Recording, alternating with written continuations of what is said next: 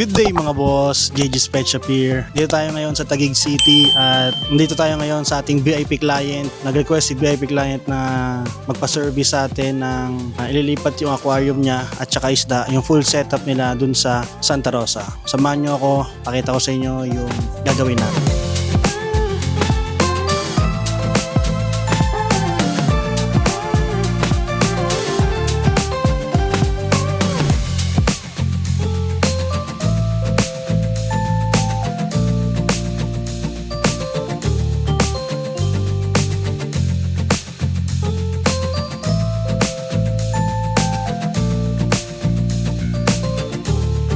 So yun mga boss, successful. Napick up na natin yung aquarium and isda ni VIP client natin. On the way na tayo ngayon sa Santa Rosa, Bel Air. Malapit na ata sa Tagaytay ito kung di ako nagkakamali. Napakasaya kasi walang aberya. Napaka-smooth lang nung trabaho kasi kabisado na nung staff ni Tankmate yung gagawin. Siyempre, shoutout kay Tankmate. Napaka-solid. Kaya kung gusto nyo rin magpagawa ng mga monster fish or pandarium, kayang-kaya namin yan. Pwede kayo mag-PM sa amin. Magpa-quote lang kayo sa amin and kung magkasundo, approve, di ba? So yun, natanggap kami ng credit card payment para sa pangarap nyong pandarium or pangarap nyong master tank. Kahit gaano kalaki yan, gagawin natin yan.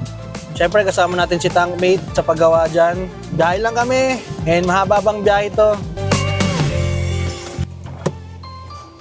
Hi guys! Dito na tayo ngayon sa Santa Rosa, Laguna. Ida-drop up na natin yung aquarium and mga isda na galing sa Taguig City. Tara! So, wait na lang natin yung isang service natin tapos baba na kagad natin. Tingnan nyo, napakalupit nito.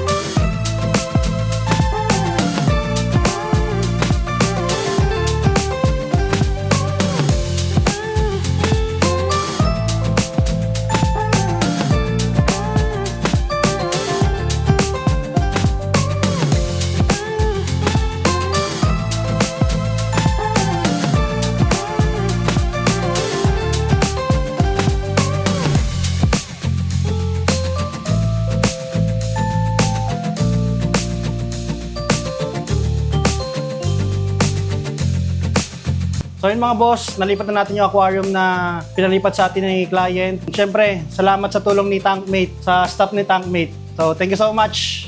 So yun mga boss, tapos na tayo. Nalipat na natin yung isda ng safe. Medyo stress pa yung arwana pero all goods na siya. Di naman siya ganun ka-stress. Na-acclimate natin siya ng maayos. 60 to 70% ng water niya, yun yung ginamit din natin dito. Kung nakita nyo kanina sa kaninang video, ayun, binalot natin siya sa plastic. Yun yung pinaka-safest way para malipat ng agad-agaran yung arwana natin. Tamang acclimation, tamang less stress dapat sa isda para mas safe natin sila ma-deliver. Yung filter medias, hindi natin ito nilinisan, ganun pa rin. Kasi nilipat lang natin sila lahat. Yun yung mga dapat na kailangan natin hindi galawin. Dapat hindi siya linisan, gamit yung mga tap water natin para hindi mamatay yung mga good bacteria. Then syempre nilagyan natin ng konting tubig para at least possible mabuhay pa rin yung mga good bacteria nila. So hanggang dito lang din yung video natin. Sobrang thankful tayo sa kasama natin, kay Tankmate and syempre sa mga staff niya and kay Boss Abet syempre. So if gusto mo ng ganitong mga content, pa-follow, pa-like, pa-comment and pa-share ng video natin mga boss. And pa-subscribe kami sa YouTube channel namin. So yun lang mga boss. See you sa next video. Bye. Peace out.